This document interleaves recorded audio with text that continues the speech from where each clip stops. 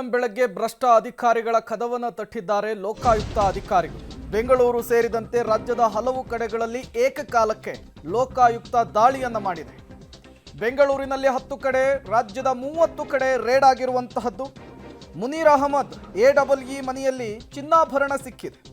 ರಾಮನಗರದ ಮುನೀರ್ ಅಹಮದ್ ಮನೆ ಮೇಲೆ ದಾಳಿಯನ್ನು ನಡೆಸಲಾಗಿದೆ. ಶೋಧವನ್ನು ಮುಂದುವರಿಸಿದ್ದಾರೆ ಲೋಕಾಯುಕ್ತ ಪೊಲೀಸರು. ಚಿತ್ರದುರ್ಗದ ಸತೀಶ್ ಬಾಬು ಮನೆಯಲ್ಲೂ ಕೂಡ ತೀವ್ರ ಶೋಧಾಚರಣೆ ನಡೀತಾ ಇದೆ. ಚಿನ್ನಾಭರಣ ಪತ್ತೆಯಾಗಿದೆ. ಬೆಂಗಳೂರು ಸೇರಿದಂತೆ ರಾಜ್ಯದ 30 ಕಡೆಗಳಲ್ಲಿ ಲೋಕಾಯುಕ್ತ ಅಧಿಕಾರಿಗಳು ಬೆಳ್ಳಂಬೆಳಗ್ಗೆನೆ ಮಿಂಚಿನ ಕಾರ್ಯಾಚರಣೆಯನ್ನು ಮಾಡಿದ್ದಾರೆ.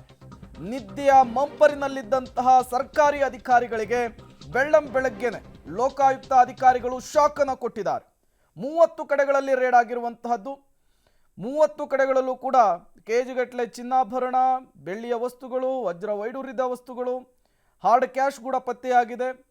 ಜೊತೆಗೆ ಬೇರೆ ಬೇರೆ ಕಡೆಗಳಲ್ಲಿ ಈ ಆಸ್ತಿಯನ್ನು ಸಂಪಾದಿಸಿರೋದು ಕೂಡ ಸಿಕ್ಕಿರುವಂತಹದ್ದು.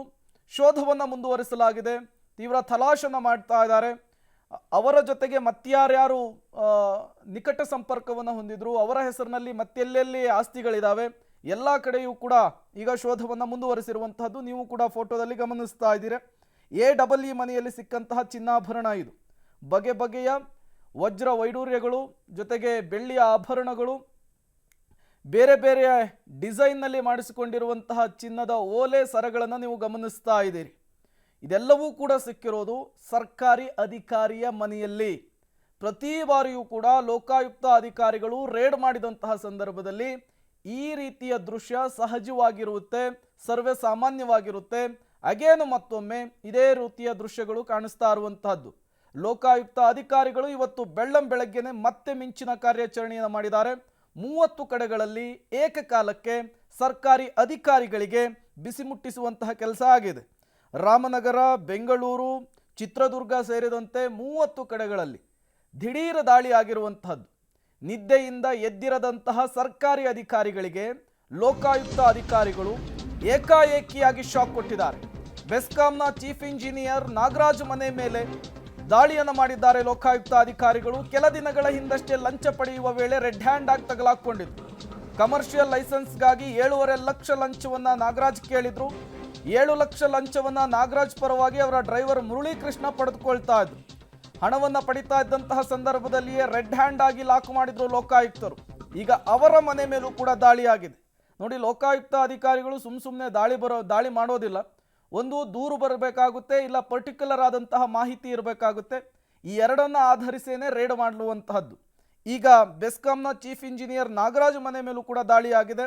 ಈ ಸಂದರ್ಭದಲ್ಲಿ ಅಲ್ಲೂ ಕೂಡ ಹಾರ್ಡ್ ಕ್ಯಾಶ್ ಜೊತೆಗೆ ಚಿನ್ನಾಭರಣ, ಬೆಳ್ಳಿ ಎಲ್ಲವೂ ಕೂಡ ಸಿಕ್ಕಿರುವಂತಹದ್ದು. ಮತ್ತಷ್ಟು ಡೀಟೇಲ್ಸ್ ಅನ್ನು ಕೊಡ್ತಾರೆ ನಮ್ಮ ಪ್ರತಿನಿಧಿ ನರಸಿಂಹಮೂರ್ತಿ, ನೇರ ಸಂಪರ್ಕದಲ್ಲಿ ಜಾಯ್ನ್ ಆಗಿದ್ದಾರೆ. ನರಸಿಂಹಮೂರ್ತಿ, ಬೆಳ್ಳಂಬೆಳಗ್ಗೆನೆ ಲೋಕಾಯುಕ್ತ ಅಧಿಕಾರಿಗಳು ಬೆಂಗಳೂರಿನ 10 ಕಡೆ ಸೇರಿ ರಾಜ್ಯದ 30 ಕಡೆಗಳಲ್ಲಿ ರೇಡ್ ಮಾಡಿದ್ದಾರೆ.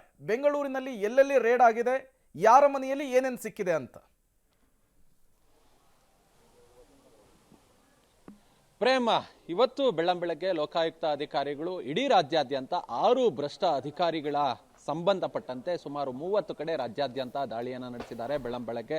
ಹಾಗೆ ಬೆಂಗಳೂರಿನಲ್ಲಿ ಸುಮಾರು 10 ಕಡೆ ದಾಳಿಯನ್ನ ನಡೆಸ್ತಿದ್ದಾರೆ. ಇನ್ನು ಕೂಡ ಆ ದಾಳಿ ಮುಂದುವರೆದಿದೆ. ML ನಾಗರಾಜು ಅಂತೇಳಿ ಚೀಫ್ ಜನರಲ್ ಮ್ಯಾನೇಜರ್ ಇವರ ಮನೆ ಸೇರಿದಂತೆ ಸುಮಾರು 7 ಕಡೆ ಅವ್ರಿಗೆ ಸೇರಿದಂತಹ ಮನೆಗಳ ಮೇಲೆ ಬೆಂಗಳೂರು, ಚಿತ್ರದುರ್ಗ ಎಲ್ಲೆಲ್ಲವೂ ಕೂಡ ರೇಡನ್ನ ಮಾಡಲಾಗಿದೆ. ಅದ್ರ ಜೊತೆಗೆ DM ಪದ್ಮನಾಭ ಅಂತೇಳಿ ಅವರು PDO, ಅದ್ರ ಜೊತೆಗೆ N ಸತೀಶ್ ಅಂತೇಳಿ ಇಂಜಿನಿಯರು, ಮತ್ತೆ ಸೈಯದ್ ಮುನೀರ್, ಇದೀಗ ನಾವು ನೋಡ್ತಿರೋ ಮನೆ ಇದು ಸೈಯದ್ ಮುನೀರ್ ಅವರ ಮನೆ. ಸೈಯದ್ ಮುನೀರ್ ಅವರ RT ನಗರದ ದಿಣ್ಣೂರು ಮುಖ್ಯ ರಸ್ತೆಯಲ್ಲಿರ್ತಕ್ಕಂಥ ಅವರ ಮನೆ ಮೇಲೂ ಕೂಡ ದಾಳಿಯನ್ನ ನಡೆಸಲಾಗ್ತಿದೆ. ಬೆಳ್ಳಂಬೆಳಗ್ಗೆ ಲೋಕಾಯುಕ್ತ ಅಧಿಕಾರಿಗಳು ಬಂದು ಈ ದಾಳಿಯನ್ನ ನಡೆಸ್ತಿರೋದು.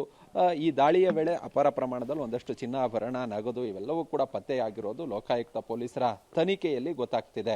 ಅಂದ್ರೆ ಇವರು ಕಳೆದ ಸೇವಾವಧಿಗೆ ಸೇರಿದಂತಹ ಅವಧಿ, ಅದ್ರ ಜೊತೆಗೆ ಈ ಸೇವಾವಧಿಯಲ್ಲಿ ಗಳಿಸಿದಂತಹ ಹಣ ಎಷ್ಟು, ಅಂದ್ರೆ ಸರ್ಕಾರಿ ಸವಲತ್ತು ಸಂಬಳಗಳನ್ನ ಹೊರತುಪಡಿಸಿ ಬೇರೆ ಬೇರೆ ಮೂಲಗಳಿಂದ ಯಾವ ರೀತಿ ಹಣವನ್ನ ಮಾಡಿದ್ದಾರೆ ಅನ್ನೋದನ್ನ ಪತ್ತೆ ಹಚ್ಚೋ ಕೆಲಸವನ್ನ ಇದೀಗ ಅಧಿಕಾರಿಗಳು ಮಾಡ್ತಿದ್ದಾರೆ. ಇದು ಮುನೀರ್ ಅಹಮದ್ ಮನೆಯನ್ನ ಹೊರತುಪಡಿಸಿದ್ರೆ ML ನಾಗರಾಜು ಇವ್ರಿಗೆ ಸೇರಿದಂತಹ ಅಪಾರ ಪ್ರಮಾಣದ ಆಸ್ತಿಪಾಸ್ತಿಯನ್ನ ಲೋಕಾಯುಕ್ತ ಅಧಿಕಾರಿಗಳು ಪತ್ತೆ ಮಾಡಿದ್ದಾರೆ. ಅದು ಪೆಟ್ರೋಲ್ ಬಂಕ್ಗಳಿರ್ಬೋದು, 5-6 ಸೈಟ್ಗಳಿರ್ಬೋದು, ಹೀಗೆ ನಾನಾ ಕಡೆ ಅಪಾರ ಪ್ರಮಾಣದ ಆಸ್ತಿಪಾಸ್ತಿಗಳನ್ನ ಲೋಕಾಯುಕ್ತ ಅಧಿಕಾರಿಗಳು ಪತ್ತೆ ಮಾಡಿದ್ದಾರೆ.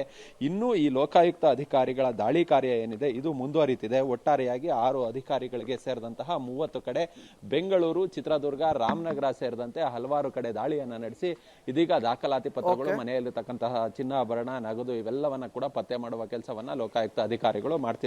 Prem. Okay, thank you Narasimhamurthy ತಮ್ಮೆಲ್ಲ ಮಾಹಿತಿಗಾಗಿ. ಇದೇ ವಿಚಾರಕ್ಕೆ ಸಂಬಂಧಪಟ್ಟಂತೆ ಮತ್ತಷ್ಟು ಡೀಟೇಲ್ಸ್ ಕೊಡ್ತಾರೆ ನಮ್ಮ ಪ್ರತಿನಿಧಿ ಮಾರುತಿ ಕೂಡ ನೇರ ಸಂಪರ್ಕದಲ್ಲಿ ಜಾಯ್ನ್ ಆಗಿದ್ದಾರೆ. ಮಾರುತಿ, ಬೆಳಗ್ಗೆ ಲೋಕಾಯುಕ್ತ ಅಧಿಕಾರಿಗಳ ಮಿಂಚಿನ ಕಾರ್ಯಾಚರಣೆ ಹೇಗಿತ್ತು ಅಂತ? ಖಂಡಿತ ಪ್ರೇಮ್, ನೇರವಾಗಿ ದೃಶ್ಯಗಳನ್ನ ತೋರಿಸ್ತಾ ಅದರ ಬಗ್ಗೆ ಹೇಳ್ತಾ ಹೋಗ್ತೀನಿ. ನಾನೀಗ ಬೆಂಗಳೂರಿನ ಬೆಸ್ಕಾಂ ಕಚೇರಿಯಲ್ಲಿ ಚೀಫ್ ಮ್ಯಾನೇಜರ್ ಆಗಿದ್ದಂಥ ನಾಗರಾಜ್ ಅವರ ನಿವಾಸಗಳ ಮೇಲೆ ದಾಳಿ ಮಾಡಿರುವಂಥದ್ದು. ಬೆಂಗಳೂರು ಸೇರಿದಂತೆ ಬಳ್ಳಾರಿ ಮತ್ತು ಇತರ ಭಾಗಗಳಲ್ಲಿ ಒಟ್ಟು 7 ಕಡೆ ನಾಗರಾಜ್ ಅವರು ಎಲ್ಲೆಲ್ಲ ಆಸ್ತಿಗಳು ಮಾಡಿದ್ರು, ಎಲ್ಲೆಲ್ಲಿ ನಿವೇಶನಗಳು ಮಾಡಿದ್ರು ಅಲ್ಲೆಲ್ಲ ದಾಳಿ ನಡೆಸಿರುವಂಥದ್ದು. ಇದು ನಾಗವರಪಾಳ್ಯದಲ್ಲಿ ಅವರ ತಂಗಿಯ ನಿವಾಸಕ್ಕೂ 12ಕ್ಕೂ ಹೆಚ್ಚು ಅಧಿಕಾರಿಗಳ ತಂಡ ಈಗ ಏಕಕಾಲಕ್ಕೆ ದಾಳಿ ಮಾಡಿ ಪರಿಶೀಲನೆ ನಡೆಸಿದರೆ, ಮನೆಯಲ್ಲಿ ಶೋಧ ಕಾರ್ಯ ಮುಂದುವರಿಸಿದರೆ, ಮನೆಯಲ್ಲಿ ಅಪಾರ ಪ್ರಮಾಣದ ಒಡವೆ ಮತ್ತು ದಾಖಲೆ ಪತ್ರಗಳ ಸಿಕ್ಕಿರುವಂಥ ಮಾಹಿತಿ ಸಿಕ್ಕಿರುವಂಥದ್ದು. ಇನ್ನು ನಾಗರಾಜ್ ಅವರು ಕಳೆದ 2 ತಿಂಗಳ ಹಿಂದೆ ಅಷ್ಟೇ ಬೆಸ್ಕಾಂ ಕಚೇರಿಯಲ್ಲಿ ಲಂಚ ಪಡಿಬೇಕಾದ್ರೆ ಒಂದು ಕಮರ್ಷಿಯಲ್ ಲೈಸೆನ್ಸ್ ನೀಡುವ ವಿಚಾರವಾಗಿ ರೆಡ್ ಹ್ಯಾಂಡ್ ಆಗಿ ಸಿಕ್ಕಿಬಿದ್ದಿದ್ರು. ಲೋಕಾಯುಕ್ತರು ದಾಳಿ ನಡೆಸಿ ಅವರನ್ನು ಅಮಾನತಿನಲ್ಲಿ ಇಟ್ಟಿದ್ದಾರೆ. ಈ ಹಿನ್ನೆಲೆಯಲ್ಲಿ ಇವರ ಪರಿಶೀಲನೆ ನಡೆಸಿದಾಗ ಸಾಕಷ್ಟು ಅವ್ಯವಹಾರದಲ್ಲಿ ಭಾಗಿಯಾಗಿದ್ದಾರೆ, ಅಕ್ರಮವಾಗಿ ಆಸ್ತಿಗಳನ್ನು ಮಾಡಿದ್ದಾರೆ ಅನ್ನೋದು ತಿಳಿದು ಬಂದಿರೋ ಕಾರಣಕ್ಕೆ ಎಲ್ಲೆಲ್ಲಿ ಇವರು ನಿವೇಶನಗಳಿವೆ, ಎಲ್ಲೆಲ್ಲಿ ಆಸ್ತಿ ಮಾಡಿದ್ದಾರೆ, ಮತ್ತು ಪೆಟ್ರೋಲ್ ಬಂಕ್ ಕೂಡ ಮಾಡಿರುವಂಥ ಮಾಹಿತಿ ಸಿಕ್ಕಿರುವಂಥದ್ದು. ಜೊತೆಗೆ ಶಿಕ್ಷಣ ಸಂಸ್ಥೆಗಳನ್ನ ಮಾಡಿದ್ದಾರೆ. ಈ ಎಲ್ಲ ಕಡೆ ದಾಖಲೆ ಪತ್ರಗಳ ಪರಿಶೀಲನೆ ಮಾಡುವಂಥ ಕೆಲಸಕ್ಕೆ ಲೋಕಾಯುಕ್ತ ಅಧಿಕಾರಿಗಳ ತಂಡ ಮುಂದಾಗಿದ್ದಾರೆ. ಶೋಧ ಕಾರ್ಯ ಇನ್ನೂ ಮುಂದುವರಿತಿರುವಂಥದ್ದು. Prem. Okay, thank you Maruti ತಮ್ಮೆಲ್ಲ ಮಾಹಿತಿಗಾಗಿ.